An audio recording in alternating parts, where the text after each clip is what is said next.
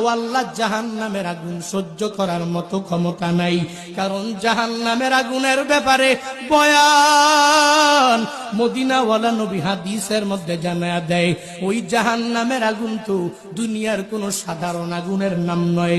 নবী বলেন, ও কিদা আলান্নার আলফাসানাতিন হাত্তা ইবিয়াদ্দাত সুম্মা উকিদা আলাইহা আলফাসানাতিন হাত্তা ইহমাররাত সুম্মা উকিদা আলাইহা আলফাসানাতিন হাত্তা ইসওয়াদ্দাত ফাহিয়া সাউদাউ মুসলিমা।